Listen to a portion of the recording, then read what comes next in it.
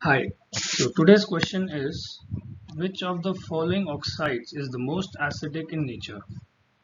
And our options are magnesium oxide, beryllium oxide, barium oxide, or calcium oxide.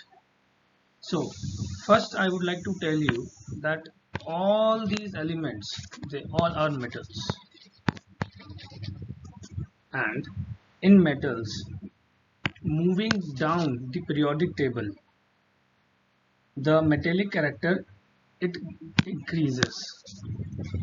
So the basic nature increases, hence the most acidic and the element out of these four options will be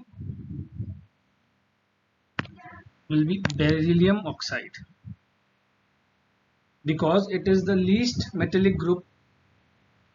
It is the least metallic in group 2 elements. Beryllium oxide is most acidic in nature as the acidity of the oxide it decreases with the increase of electropositive character of the central atom. So hence our answer is option number 2.